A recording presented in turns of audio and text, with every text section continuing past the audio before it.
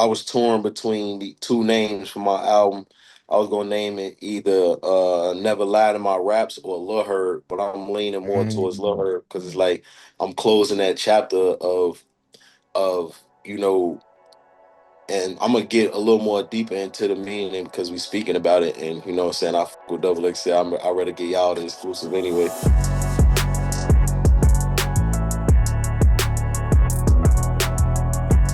Welcome to Double XL's Talk It Up, powered by DistroKid. For Double XL is I, Jordan Lowe, and today we're here with the one and only G Herbo. How you doing, brother? Popping, bro. Where you at, bro? I see you got the palm trees in the background.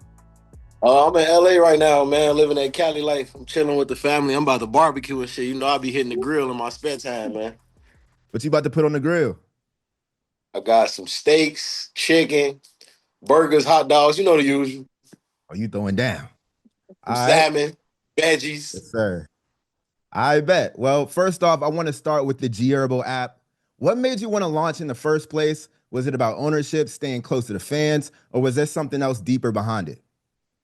Both actually. You know, it was always like since I've started music, it's always been about ownership and just trying to build my own platform for the people that's actually for me. You know what I'm saying, for my true fan base, and being able to capitalize and actually monetize everything I'm doing in a way that it feels like unique and natural to me. You know what I'm saying? To Mhm. see like from the smallest things when it comes to like content, certain records you want to put out there and tease. You just Mhm. want to like as an artist, you always want to see where your genuine fans are. Like, you know what I'm saying, where your Yeah. core fan base comes from. And with the app, I'm able to see, you know what I'm saying, just that. You feel me? So it's always been about that with me, man, and just trying to see how far I can take it. You know, once we launched it and we started, hitting certain milestones and stuff like that, I just got like super intrigued as to see like how big can I make this, you know? Yeah, you got a lot of artists that talk about moving independent, and you're actually doing it. So, what's something you learned from running your own platform that might have caught you off guard? Um, like the international, like, you know what I'm saying, fan base and the international attention for real that I've Mhm. been getting, man. That's something caught me off guard because you're able to see like with the app, you're able to see like pinpoint everyone who's downloaded the app, everyone who's subscribed to the app, you know what I'm saying? Because you could download it and not even really, have a subscription. It's different kinds of packages that you could have. And when I Mhm. started to see like fans in like Russia and Tokyo and stuff like that, places that I've never even been before, I was like super excited. And like right now, my main goal is to like I don't want to say too much because I still kind of want to like hit them off guard and by surprise. But my main goal is to like focus solely on that app. Like all my content, my music, when I could like capitalize and really do it that way, that's the way I want to do it. You know what I'm saying? And I feel like Yeah. my real fans are gonna, ride with me till the wheels fall off. You know what I'm saying? So like down the line in a few years, I want to be able to just say, "Hey, man, if you want to see me, you got to go to my app." Yeah. When you first launched it, how did your fans interact with it? What were they saying? Were they hype about it? Yeah, they were hype, but a lot of times when people don't understand something, they not like always with it. You know what I'm saying? So when I Yeah. first did it, like the tech wasn't all that. I was trying something. You know what I'm saying? So like, and I didn't really like. I'm not gonna say I didn't realize, how big I was or how big of a fan base I had, but when I launched it, like it was crashing. Like people were going on there trying to like when I was going live and stuff like that, it was so many people downloading the app and getting on it at one time. Like I didn't even have all my eggs in one basket when it came to like the control aspect of it to just make sure Hmm. that everything ran smoothly, you know what I'm saying? But that's the beauty of it, you know what I'm saying? You gotta, go through the ups and downs and make certain mistakes with things because now like our software and everything is like super up to par, man. And like sometimes when we drop music like that, like even recently the app's still crashing, but we got good enough software whereas like what I'm saying, we able to get on top of it and fix it. But when I first launched it, the fans were just didn't understand, you know what I'm saying? They like, Yeah, oh, yeah. well, we just go to Instagram or go to this or go to that, you know what I'm saying? But now it's like is picked up like never before. Dang. So at this point, do you have like a full team behind it, or is you still keeping it Yeah. tight, close with the? Nah, I have a full team, like a full tech team, and of Oh, that's course, hard. towards my team, we go and like brainstorm and come up with ideas just to like how to feed that database, how to feed those people who are actually into. We wanted them to always be excited. Like we don't want the momentum to die down when it comes to it. So when it comes to the creative aspect and the content and the music, my Mhm. in the team, we figuring out different things on a daily basis of how to, what I'm saying, feed that algorithm. Yeah. And then, on another note, yeah, I have a full tech team who like have nothing to do with music. They just making sure the app is A1. Mhm. Yeah. Do you feel like it's gonna get to the point where you like setting the blueprint for the artists coming after you so they could do the same thing, where they can put out Absolutely. music and not have to have the gatekeepers in the way? Absolutely. That's always what I wanted to do, man. And all the knowledge that I've learned and, picked up over the years throughout my career, I've always shared with the world. I've always shared with my fans, even when it came to like being independent and things like that. What's up, baby? So you want to come right here? I'm doing an interview. Uh, Yo, Say hi. You gotta turn your iPad off, baby. Hi. what's Hi. going on? How you doing? Tell them your name. I'm afraid.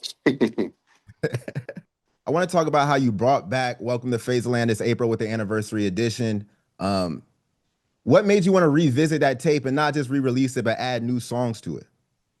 That was always something that I wanted to do, man.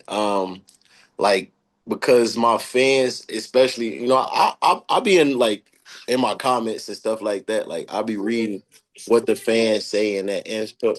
TV. We could watch TV in a little bit, baby. Let me finish the interview, okay? Okay. And then we watch TV, okay? Okay. So like with Walking to Phaso Land being, my breakout project and gaining so much attention and people falling in love with my music and who I was as an artist at such a young age and following me, throughout this whole journey with me now being 29 years old. I think I released that project when I was like 17 or something like that. You know what I'm Wow. saying? So Yeah. for for my fans to, still be with me and still like sometimes in the comments they like, oh, this that walking the Fazo Land Herb or this Lil Herb, so my fans were able to see me through so many different like transitions and versions of myself, from Lil Herb to G Herbo, Facts. Swervo, you know what I'm saying? So I always wanted to do like an anniversary for Walking the Fazo Land. And I always used to tell like Mick and stuff like that. So I think it was just a matter of us. To get. Yeah, right. hmm So it was just a matter of us like kind of just getting in the studio locking in because I'm so passionate about my music. When I'm in Mhm. like when I'm in a certain headspace, I could only create a certain kind of music when it comes to like, what I'm saying, try to feed my fans and give them something. I think that's good. That's I want to go play. You want to go play? Yeah. Go ahead. Be careful though, okay? Okay. Don't go over there. No, you can't go that far. Just stay right here, okay, baby? Okay. You can't go all the way in the dirt because you'll fall. That's hard. So like, Fatherhood. yeah, man, 24/7. Yes, When sir. it comes to like the music that I was creating, I felt like I was in like that mode. I recorded a lot of that project in Chicago, and I recorded a lot of it with Oz and Chase. You know what I'm saying, my core producers who I came up with. Yeah. And I was a little nervous to be honest. Like I didn't know how the fans were gonna like receive the music because they want. I feel like I still can give them that Lil Herb type of music, but it's still from a perspective of me being, 12 years older, you know what I'm saying, maturing as a man and different things. So it's Yeah. like you could feed the streets, but I just fed the streets in my own way that was like, unique and genuine to what I'm doing right now as an artist. You feel what I'm saying? Bro, that's So amazing. yeah, when I did it, man, I ain't gonna lie, I was a little nervous, but they fucked with it. What do you Don't remember go over about where there. you were mentally when you first made the original? Mentally, bro, I was all over the place. When what I mean by all over the place is I had aspirations to become who I am right now, but I didn't know the steps I was gonna have to take to get there because as a 16, 17-year-old kid, man, I was dealing with the deaths of some of my closest friends. I was dealing with me maturing and my brain not being fully developed as a man, but I'm living a grown man lifestyle, you know what I'm saying? Being in the streets, taking care of my family, taking care of myself, the responsibility for me to, take care of my mom and dad and my sister, that's been on me since I was about 16 years old. So Man, just trying to balance out all those responsibilities, balancing out my career and dealing with the streets and trying to, stay alive and free. It was a lot. And the people closest to me could contest and can, what I'm saying, vouch for what I'm saying. I did a pretty good job, man, balancing all of those things out and really, what I'm saying, beating the odds when it came to, mhm. making out of my neighborhood, bro. Like I come from one of the toughest neighborhoods in Chicago when it comes to violence and drug abuse and poverty. And, I took all of that pain and everything that I ever went through in the streets and put it into my music, man. And that's why I feel like it was so relatable Mhm. on like a national and a global standpoint because, so many different neighborhoods all across the country have experienced the things that I've experienced at a young age. And for me to be able to articulate myself and tell my story and paint that picture as a Yeah, teenager, bro, it was kind of like unheard of. It was like, a lot of people had never seen that before. You know what I'm saying? Me yeah, being 16, 17 years old and telling a story so vividly, you know what I'm saying? And people being able to compare that, to their own lives and their own stories. I feel like that's why people gravitated to it, you know what I'm saying? And I still try to, make the basis of my music have that same substance still to this day. You know what I'm saying? Like even when I'm not in the streets, of course I'm not in the streets at all anymore, but my music still has substance because I keep my ear to the streets and I keep my ear to, what's going on and what's relevant and trying mhm. to, trying to influence people who listen to my music from a standpoint of being better and getting out of that from coming from Yeah, where I come from and getting to, where I am now in life. And I think it just goes hand in hand, especially for the people who were able to see me on that journey to know that, it's possible and to know that it's really my story. You know what I'm saying? real motivational shit right there. Man, For sure. you had Bibby on the original tape. Y'all made a moment with Kill Shit, classic. What's it Yeah. been like seeing him switch gears and turn into an executive with Grade A? It's great, man. I love seeing bro like super bossed up, man. You know what I'm saying? And that's still my Yes, brother. sir. Of course, we still talk on a regular basis. And Bibby always been smart, bro. So it's like it wasn't surprising for him to make that transition. You feel what I'm saying? Like even when we was rapping, he was the one that was like reading books and reading shit on Dame Dash and Jay-Z and shit like that was never my thing. I'm not gonna lie. Like I read, don't get me wrong, I definitely was a reader growing up, but I wasn't reading the business. Like I was actually just reading books, getting knowledge and stuff like that. You know what I'm saying? Hmm. Trying to expand my vocabulary, reading the dictionary and shit like that. Like I wasn't reading on how to be a CEO at 17, 18 years old. Like Bibby really was reading that. And he used to Doing crack that. jokes all the time. Like when he was younger, like, boy, by the time I get 30, I'm gonna be wearing a suit. I'm like, man, get the fuck out of Yo, he's here. really Like, doing that though. yeah, nah, he is, bro. And so he always saw that for himself and always manifested it. And for me to see that like with him, like, bro, we literally come from the same place. You know what I'm saying? Like I've been knowing Bibby since we was like 10, 11 years old or something like that, bro. Like we really grown men now. And to be doing Come what we up. doing now is a blessing. Man, you gotta get him back in the booth. Not gonna lie. Yeah. Bibby be trying to like sharpen his iron a little bit every now and then, man. I think the last time me and Bibby did a song was probably like 2 years ago. Okay. So he still be fucking around with it a little bit. Like, he if Gotta I get a send new him track. something, he'll send a verse back. And I say this all the time. I'm the only person that can really get him in the studio and to do music. Like he be wanting to do it. Like if I call bro and like, hey man, let's book the studio for a week straight and see how many records we could get from this shit. It's easy, Hmm. bro. Like, it's really just us really just saying, all right, fuck it, we about to do it. Like I'm the Yeah, only person that could get him in the studio though, 100%. for sure, man. You dropped Greatest Rapper Alive at the end of last year, but some fans are just now getting it on DSPs. What was Right. the vision behind that project? Um, And I always kind of like, I don't know, I be having these like theories or ideas in my head, and they just live in my brain for a while until I actually start, putting it out there and actually doing the music and saying this is what I want to do.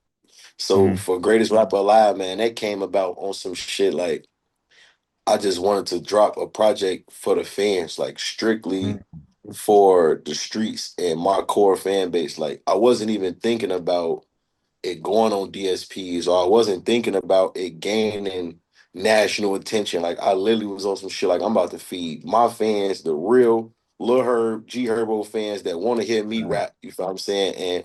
And I got that inspiration from Lil Wayne. Like I was just listening to No Ceilings today, literally. Like, Mm. Wayne did that, our whole childhood. And that's my favorite artist, that's my favorite rapper of all time. So Yeah. either, and intentionally that's why I named it Greatest Rapper Alive, because Wayne used to call himself the best rapper alive and really Yep. own up to it and wear it no matter what his peers said or no matter what anybody else's opinion was. He was just that confident in himself, and Mhm. I had that same confidence in myself. So I wanted to show the world that I could rap over any beat that I choose to rap on, you know what I'm saying? And I wanted to put it out on my app, and I wanted my fans to go and find it. Like if I say my music is here, I want to see how many of my fans are gonna stop and go look for the music until they find it. Those are my intentions when I dropped that project. So I didn't even care about that shit ever making it into Apple Music. You know what I'm saying? And I think that's just a testament of how good the music was, because Mm. honestly, you know what I'm saying, outside of my team, like the label and everybody, they wasn't really like interested in putting that shit Yeah. out for them. Like, it's freestyles, it's cool. Like, they didn't really care. But when they seen, the attention and how good it was doing, they're like, oh, let's do this. Let's get this up there. Yeah. And I wasn't pressing them at all about it. Like, I wasn't the one saying, oh, yeah, I want to get this on DSPs or do this. And I'm seeing my fans saying, oh, put it on Apple Music, put it on Apple Music. But it was just like, for me, it was just something that was special to me because I wanted to feed my fans and I wanted to have fun with the music. And that's what it was. I had so much fun making that project. You know what I'm saying? Like it wasn't anything that was super serious to me, even though the music has substance and I'm talking about serious subjects and things that Hmm. are important to me. But it was literally just me having fun and wanting to give it to my core audience. You know what I'm saying? Like that's what it was for Yeah. me. That's what's up, bro. I was gonna say you need projects like that where you could just have fun on. And I'm Yeah. glad you mentioned Wayne because I feel like a lot of people not trying to give Wayne his flowers for some reason. People trying to I like, mean, you finish. I'm a yeah, yeah. I was like gonna say like chime people in. because of like all the stuff that's been going on like recently with the whole Super Bowl and stuff. People trying to like act like Wayne ain't that. You feel what I'm Yeah, saying? But like when I was growing up, Wayne was that dude. He still is. he still is. You can't. It's undeniable, bro. And a lot of these kids, they so young, bro. They really don't know for real. Like they really That's don't fact. know how like dominant Wayne was, bro. Like everybody, like you will never hear another artist from that era say that Wayne wasn't that. You know what I'm saying? Like Right. people were, Yeah. they was not trying to rap with him. They wasn't trying to rap against him.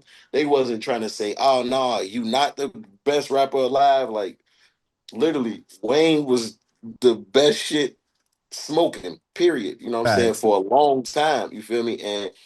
And shout out to my brother Rod 49, bro. He just called me the Wayne of this generation, bro. And that shit just made me feel so good just to hear like, Wow. somebody who I rap with, one of my peers, one of my friends saying it from an unbiased way. Like he's saying it like not only, yeah, not because this my homie, like, no, because I really be in the studio with him and I be in the studio with other artists and nobody give me that feeling that bro give. You know what I'm saying? It's an Pause. honor. But yeah, so it's like for him to say that, bro, and me to hear it in real time, it's like I'm cool, bro. Like, and I feel like as with being an artist like myself or Wayne, we not really in it for the accolades. You know what I'm saying? Like, we not in it to hear to get to receive our flowers. You know what I'm saying? Like we gonna get them regardless. If you put in the work, you gonna go out legendary. Like that's how I look at it. Like you don't have to tell me I'm great or tell me I'm legendary because I'm gonna show you when it's all said and done, and when I'm done with what I'm doing here and what my mission is on this earth or in this Hmm. music industry. When it's all said and done, I'm like it's a wrap, and I'm looking back on my achievements. and everybody can see, you're gonna see that, I was legendary. You're gonna see that I was one of the greatest rappers of my generation, and I always wanted to be that, bro. You could ask Mickey since I was fucking 14, 15 years old. Like Mick came and Mm. met me when I was 15, 16 years old on my block. And I always told him, like, I want to be great, bro. Like, I want to be one of the best rappers of my generation. When it's all said and done, I want to go out like Wayne and Hove and Pop and all these guys where it's like I've never seen nothing like this. You know what I'm saying? And and I feel like that was always, his mission too, like for me, Yeah. so for me to be actually living in that and still having so much potential on top of what I've done already to even, be better, you know what I'm saying? And that's what I'm in it for. That's what I'd be excited for. Like I still get chills when I go to the studio and rap about certain topics. Like it's not nothing like this is my passion, bro. You feel what I'm saying? So it's That's like as hard. long as I feel like that, as long as I feel like this is what I was placed on this earth to do, I feel like it's just gonna keep getting better because I really do feel like I I couldn't have chosen any other career path. Or, you know what I'm saying? Like, don't get me wrong. I feel like I would have been great at anything I put my mind to, but I feel like this was my real destiny to be G Herbo. You was meant for this. With that For being sure. said, you got any new projects in the works? Is there Yeah, a time man, definitely. you You know, any I don't never information? stop working. I never stop working, bro. I'm working on my album right now, and I was torn between the two names for my album. I was gonna name it either Never Lie to My Raps or Lil Herb, but I'm leaning more towards Lil Mm. Herb because it's like I'm closing that chapter of and I'm gonna get a little more deeper into the meaning because we speaking about it, and what I'm saying, I fuck with Double XL. I rather get y'all the exclusive anyway. My guy. Um, it's like my whole entire career, I've been with the same team. I never switched anything up. You know what I'm saying? And looking back on the legal battles and troubles and stuff that I went through with uh, not going to jail. A lot of people seeing like the case I was fighting. People thinking I'm gonna go to jail and the legal troubles I was having with my independent label and getting on top of that and kind of like establishing myself as my own core team and just me that I'm doing my own thing now. It's like I'm closing that chapter on Lil Herb and I'm finally about to be 100% independent. So it's like I have it's like a fresh start for me, like I'm about to be 30 years old, bro. I started rapping when I was 16, 15 years old, you know what I'm saying? So like I feel like I'm closing that chapter, you know what I'm saying, on everything that I've done and everything that I've accomplished then and now I'm about to start a whole new life for myself, like a whole new career, whole new start, a whole new everything. I'm gonna be in a totally different position than I was. So like that's why I feel like I wanted to name my album Lil Herb because it's like I'm telling that story and you know what I'm saying, I'm gonna always be true to myself. I'm gonna always be Lil Herb, but it's like, am I still that guy anymore? So it's like I want to like package my rollout and everything to kind of tell that story. And the beauty of it is everything's been documented. You know what I'm saying? Like you can see everything that I've ever done in my career from start to finish, and it's recorded, it's documented. So I'll Yeah. be able to tell that story in a real way, man. So I'm excited for that project. And like I said, it's my last project on the label, man. I'm gonna be 100% independent. Wow. I've never been independent my whole career, like 100%. Like I've always had distribution and I was in an independent situation, but now it's just me. Like it's no production company, it's no, you know what I'm saying, no nothing. Like Dang. I'm starting fresh and I'm gonna, get to see things totally clearer. Wow. Is there any release dates for that? I'm thinking I'm gonna ride the sun out and just feed the streets with a bunch of high shit. But I was thinking like right after the summer, man, like early fall, I was gonna drop. Nice. Nice. So from Little Herb to G Herbo, bro, you like shape the sound in Chicago and just drill in general. What advice would you give to the newcomers coming up, like the Baby Chief Doers, the Von Off 1700, Chucky? What would Yeah. you say to them? Those all, what I'm saying, the little bros, man. So we have conversations all the time, especially like me and Vaughn. Me and Vaughn got a real close relationship. Little bro call me whenever, what I'm saying, he got questions about anything or just want to talk shit. Um, what I would say is, bro, just stay true to yourself, man, and ride that momentum out, because Yeah. when you're in the midst of it and you are somebody, you got fans, you making money, what I'm saying, it seems like it's kind of like a blur, or for lack of a better like explanation, like the norm. You feel what I'm saying? You start to get comfortable in having money, you get comfortable in being able to afford studio time every day, but you gotta really hold on to those days when you don't have nothing. You know what I'm saying? Stay true Yeah. to yourself and just keep on working. Just put the work in. Put the same work in that you put in to get to where you are. And if you have that mindset, because for a second I feel like I kind of lost myself in a way, you know what I'm saying? Being so Mm, young and making money and just having fun and just bullshitting and doing things. I feel like I kind of lost my drive. I lost the fight inside. And that's it's normal. What happens to the best of us, man. But if I was to speak to, the little bros of the generation after me that's trying to do this shit, you got to stay hungry. You got to stay feeling like, somebody is out there to take your spot, or stay feeling like you got to get better. Like I seen some shit. I was watching the interview with Wayne and Corday, and it's like you have to really rap like it's somebody's first time hearing you. Like it's the world right. first time hearing you. I feel like if you keep that drive, bro, and you look up, like you'll never realize all the heights that you know what I'm saying, have gotten to and can continue to get to newer heights, man. And that would be like my best piece of advice to anybody. You know what I'm saying? You got to stay true Yeah. to who you are inside. When we come from nothing and we start living this glamorous lifestyle, it's like, all right, cool. Yeah, it's meant for you. Don't get me wrong, because God don't make mistakes, but you are still that kid from whatever neighborhood you from that was eating bologna sandwiches and all of that. You know what I'm saying? Like you have to have that mindset and mentality even when you making millions of dollars. Hmm.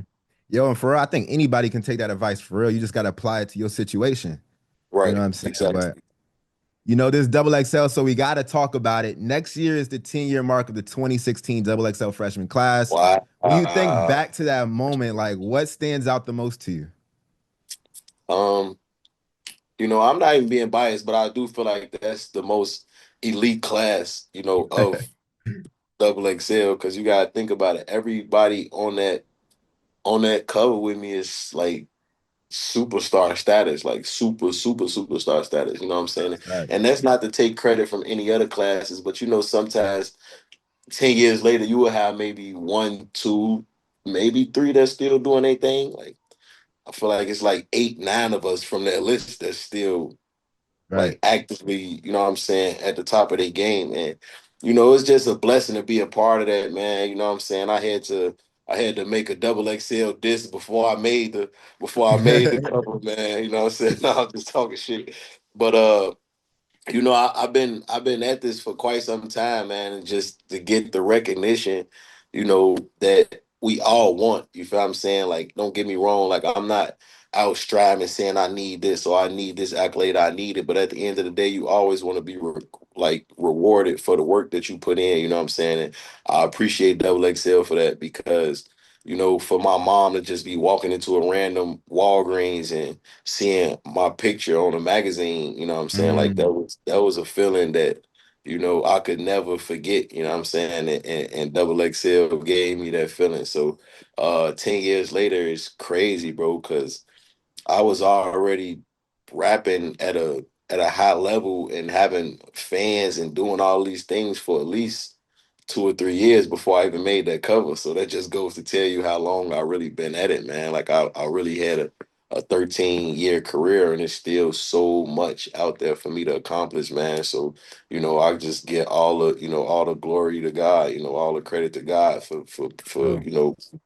me being so blessed and being in this situation where I can still, provide for my family and feed my family on a high level. You know what I'm saying? From being a teenage kid that was shot and been arrested a bunch of times and just on the block, just doing whatever, like when Mick came to you know what I'm saying, be my manager. He used to have to pull up on Saturday night for Essence to see me, bro. I didn't even have a cell phone on purpose. Like I was the kind of guy, like I didn't even want a cell phone. I hated talking on the phone. I didn't want people to be able to reach me and know where I'm at. Like if you was looking for me, you had to just come find me on Saturday night for Essence, and Mick did that, man. So shout out to Mick. But like me looking back, you know what I'm saying, on that time, even when I did the double XL cover, bro, that was 2016. I was still in the streets, man. I ain't had my kid to 2018. You know what I'm saying? So like that's when I had my first kid, and that's kind of when I left the streets. So I was really still in the streets while I was on the cover of magazines and stuff like that, man. It was crazy. Man, that's like the only class that these kids know, bro. Like they only talk to us about the 2016 class. Bro, you Um, gotta think about it. It's me, 21, Yak, bro, Yachty, Dave Stacks. Beast, Lil Dicky. We got Anderson. You know what I'm saying? Like that shit was elite, bro. Thank you again for taking the time with us, bro. This was a great interview, man, and I just Sure. wish you the best, bro. Thank you, bro. I appreciate that, man. Let me go and get on this grill. Yes, sir. All right, brother.